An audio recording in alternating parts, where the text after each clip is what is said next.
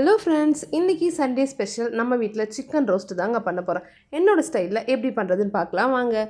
First ஒரு பேனில் கொஞ்சமாக எண்ணெய் விட்டு ஒரு 5 பல் பூண்டை வறுத்து எடுத்துக்கிறேன். அதே பேனில் கொஞ்சமாக முந்திரி பருப்பு, ஒரு 3 காஷ்மீரி ரெட் சில்லி, கொஞ்சமாக கருவேப்பிலை, கொஞ்சம் தேங்காய் துருவி வச்சுருக்கேன். அதையும் நல்லா வறுத்துக்கலாம். இந்த மாதிரி நல்லா ப்ரௌன் கலர் ஆகிற வரையும் நல்லா ரோஸ்ட் பண்ணி எடுத்துக்கலாம். இப்போ அது கூல் டவுன் ஆகிறதுக்காக ஓரமாக எடுத்து வச்சிடலாம். இப்போ அதே பேனில் கொஞ்சம் எண்ணெய் விட்டு ஒரு பெரிய வெங்காயம் கட் பண்ணி வச்சுருக்கேன். அதை நல்லா இந்த மாதிரி போட்டு வதக்கிக்கலாம். கொஞ்சமாக கருவேப்பிலை, ஒரு பெரிய தக்காளி எடுத்து கட் பண்ணி வச்சுருக்கேன். அதையும் போட்டு நல்லா வதக்கி விட்டுக்கலாம். இப்போ இஞ்சி, பூண்டு, பச்சை மிளகாய் சேர்த்து நல்லா அரைச்சி வச்சுருக்கேன். அதையும் இது கூட போட்டு வதக்கிக்கலாம்.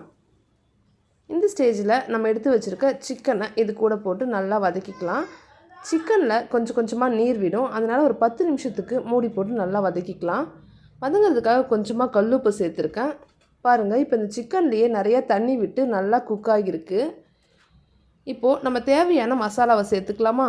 1 ஸ்பூன் சிக்கன் மசாலா, 1 ஸ்பூன் குழம்பு மிளகாய்த்தூள். இப்போது நம்ம ஃபஸ்ட்டே வறுத்து அரைச்சி வச்சுருக்க அந்த மசாலாவையும் இது கூட சேர்த்து நல்லா வதக்கி விட்டுக்கலாமா?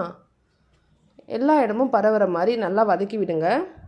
இப்போ மூடி போட்டு கொஞ்சம் நேரம் வேக வச்சு எடுத்துக்கலாம். பாருங்கள், நல்லா சுண்டி வந்துடுச்சு. பார்த்திங்களா?